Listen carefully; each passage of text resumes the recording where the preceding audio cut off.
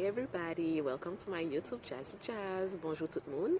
Bienvenue sur chaîne moi Jazzy Jazz. As you can see, I speak French, Creole and English, but my YouTube will be in French for today. Donc, comme vous voyez, je parle français, créole et anglais, mais mon YouTube va être most of the time, la plupart du temps, en français. Mais inquiétez-vous pas, moi qui parle créole avec nous, I can speak English with you guys, and je peux parler français avec vous. Donc, pour ma première vidéo, j'ai décidé de me lancer, vu qu'on est dans une situation assez spéciale en ce moment, une situation planétaire assez spéciale. Donc, je me lance aujourd'hui pour parler des choses qui me passionnent, comme les relations humaines, les relations entre hommes et femmes, la massothérapie, la thérapie, le bien-être physique, mental et psychologique, et bien sûr des produits qui peuvent relier à ça, donc qui peuvent amener un certain bien-être, des produits naturels. Naturel. Everything is about natural. Natural. Bref, donc aujourd'hui, si je vous interpelle avec ma vidéo YouTube, c'est parce que j'aimerais vous parler d'une situation, d'un sujet plus ou moins qui touche tout le monde en ce moment. Comme vous avez pu voir dans le titre, moi-même, j'ai vécu cette situation en laps de temps très minime. Donc, je peux dire que j'ai quand même assez d'expérience et également, vu que j'ai perdu pas mal de gens dans ma vie en 5 ans, j'en ai perdu 5. Donc, si on peut faire une personne par année, si on peut dire. Donc, c'est vraiment, je pense, une période où ce qui est important à parler du deuil et de l'importance de chaque étape, de pouvoir passer chaque étape pour pouvoir passer à travers cette situation. Donc, la première étape, c'est dans le fond le choc, c'est le choc de recevoir la nouvelle. On reçoit la nouvelle et on a un choc. Un choc, dans le fond, on peut le voir de deux différentes façons, puisqu'il y a deux façons qu'on peut recevoir une nouvelle de la perte d'une personne. Cette personne était malade, donc on savait qu'elle allait perdre la vie, ou encore elle était dans un âge avancé, très avancé, où elle devenait de plus en plus fragile, et c'est ce qui venait l'étape après. On pouvait prédire que c'était l'étape d'après. Par contre, les autres, la nouvelle, quand on apprend la nouvelle d'une autre façon, que ce soit par un choc de dernière minute ou que c'était imprévu, par exemple, on parlait à la personne la veille et le lendemain, elle n'est plus. C'est vraiment ces chocs qui peuvent vraiment venir nous chercher à l'intérieur, mais surtout beaucoup plus longtemps qu'en général quand on était préparé à recevoir cette nouvelle. Donc, pour ma part, moi, j'ai reçu la nouvelle du jour au lendemain. Donc, je n'étais pas préparée et je pense que c'est ça qui peut faire en sorte que les gens s'attardent sur le deuil et s'attardent sur la tristesse de vivre de cette situation, tout simplement. Donc, après qu'on ait reçu le choc, on a beaucoup d'émotions, malheureusement négatives qui en découlent. Rares sont les fois qu'on reçoit une nouvelle de deuil et qu'on est heureux. Donc, c'est sûr que tout ce qui engendre la tristesse va engendrer beaucoup de sentiments et d'émotions qui seraient peut-être durs à accepter et durs à vivre. Donc, de faire très attention pour pas qu'on se laisse prendre par cette tension ou par ce choc. Parce que vient après le déni, l'étape du déni, c'est de ne pas vouloir accepter que la personne est réellement partie, de se dire que non, c'est peut-être elle est partie en voyage par exemple, donc elle va peut-être revenir, de rentrer dans une pièce et de sentir la présence de cette personne ou de l'entendre parler. De penser l'entendre parler sont des choses qui peuvent arriver quand on nie la situation. Le cerveau ne veut pas accepter que la nouvelle est réelle. Donc, vu que c'était une chose qu'on n'était pas préparé, le cerveau n'était pas préparé à ce que vous ayez cette nouvelle, ce choc et ces émotions à gérer. Donc, au lieu de vouloir les gérer, le système les nie, les met de côté et dans le fond essaye de nous faire continuer à vivre comme si de rien n'était, mais malheureusement, ça va revenir nous chercher et c'est là que la colère va rentrer dans le fond en cause. La colère, dans le fond, elle va venir après le déni parce que quand on n'est ni plus, on est conscient de la situation et là, le sentiment de colère vient sur le dessus. Parce qu'on ne veut pas, dans le fond, le déni nous dit qu'on ne veut pas accepter la nouvelle, mais la colère fait en sorte qu'on a accepter la nouvelle, mais avec difficulté et avec colère finalement.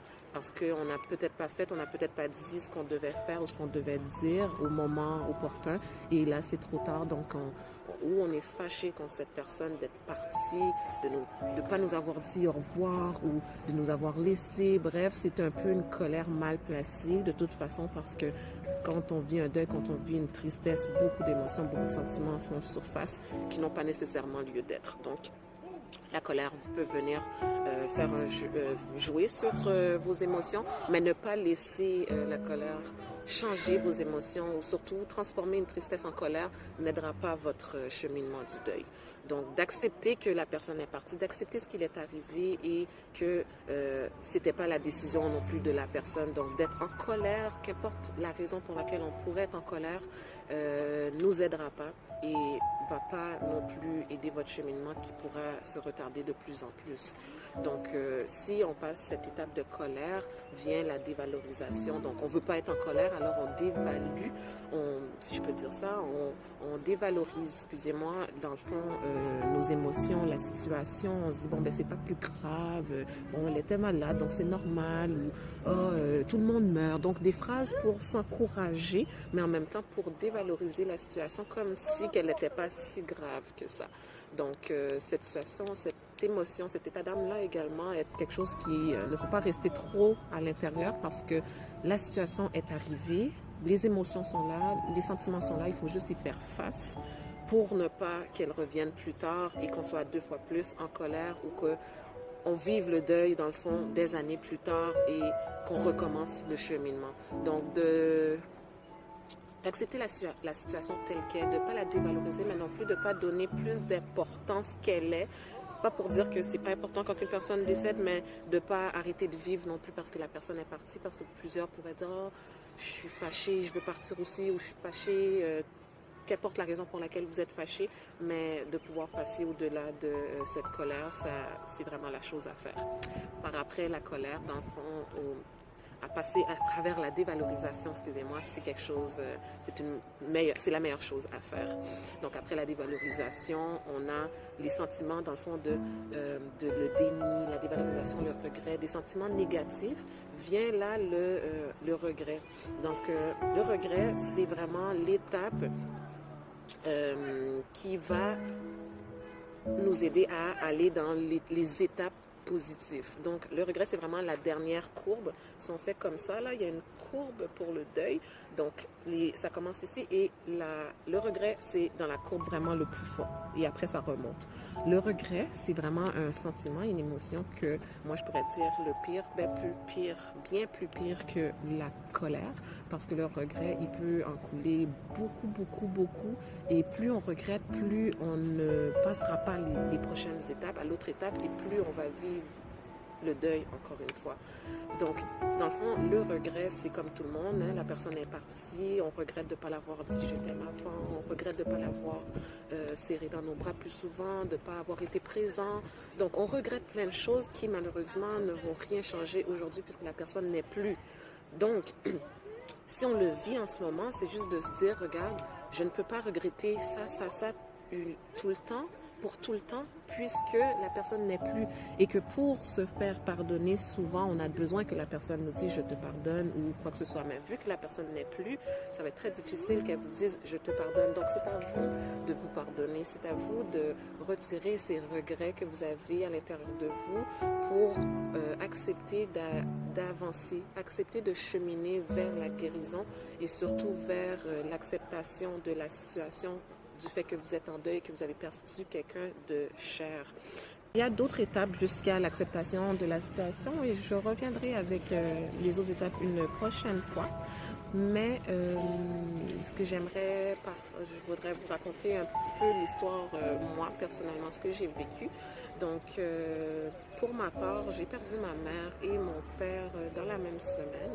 Donc, j'étais déjà en deuil avec la nouvelle de la perte de ma mère et quelques temps après, je reçois la nouvelle de la perte de mon père. Comme je vous disais au tout début, j'ai eu le choc de la nouvelle parce que pour ma maman, moi, c'était pas prémédité, c'était pas prévu. Et c'est arrivé du jour au lendemain. Donc le choc a vraiment été assez solide pour ma part parce que je n'avais pas prévu cette situation et surtout que j'étais très proche de ma mère. Pour ceux qui le savent, ils le savent. Donc c'est quelque chose que j'ai pas pu encaisser assez facilement. J'étais pas une personne, j'étais très dépendante, mais j'étais encore très dépendante de ma mère. Donc à 25 ans, je pouvais prendre des décisions par moi-même, oui, mais vraiment, qui avait le dernier mot, c'était ma mère. Donc pour moi, la vie était assez facile parce que j'avais pas à me casser la tête trop.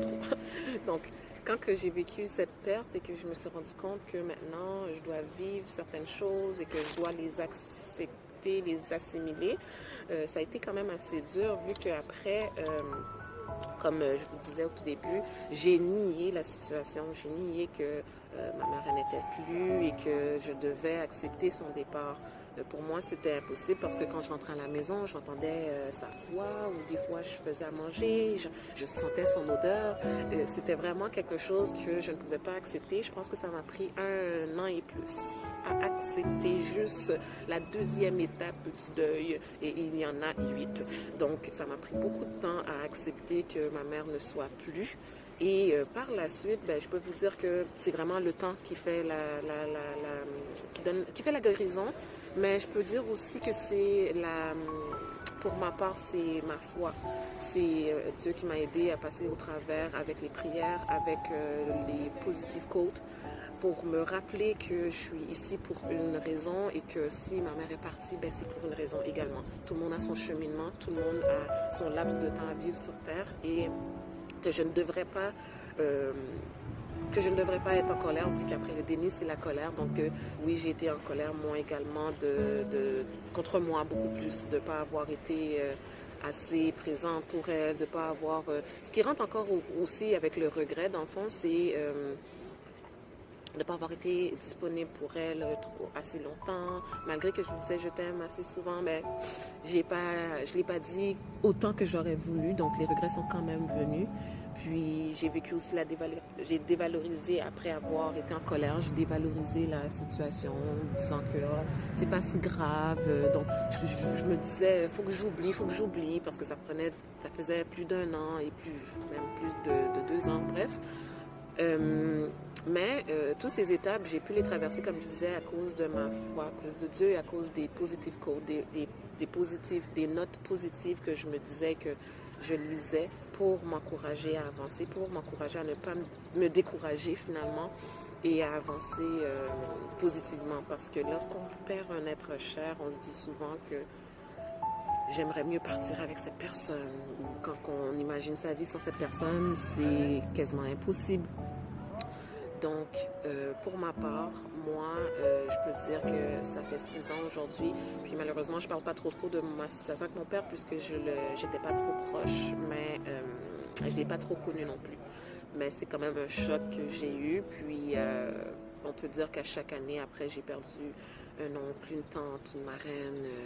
Donc, beaucoup de gens que j'étais proche et que j'appréciais et que ça m'a fait réaliser à quel point que la vie est fragile et qu'en ce moment on vit dans une situation où il y a beaucoup de gens qui vivent des deuils et qu'encore une fois on voit que la vie est très fragile et qu'il faut vraiment se rendre compte qu'on est sur Terre pour un laps de temps, combien de temps on ne sait pas, mais le temps qu'on est là, le temps qu'on a nos 2 bras, nos 2 jambes, notre bouche, qu'on a nos yeux, qu'on peut parler, qu'on peut faire ce qu'on a à faire, faites-le. Parce qu'on ne sait jamais quand la vie viendra prendre son bien, prendre son dû, qui est nous. Parce qu'on n'est pas là pour l'éternité, malheureusement. Et ce que je peux dire, encore une fois, pour encourager les gens, rester positif, garder la foi. Les choses vont bien aller, comme on dit, ça va bien aller, oui, mais il faut faire en sorte que ça aille bien. Il faut qu'on se rende compte qu'on n'est plus dans la même ère, que les choses vont changer et qu'éventuellement, on aura à vraiment beaucoup travailler sur nous parce qu'on va vivre des choses qu'on n'était pas prêt à vivre et qu'on n'était pas non plus comment on peut dire, renseignés sur. Donc, à tous ceux qui vivent des deuils, à tous ceux qui sont dans la situation, à tous ceux qui peut-être vont le vivre plus tard, mes prières sont avec vous. Gardez la foi, gardez le courage et je vous dis une prochaine fois sur ma chaîne Jazzy Jazz.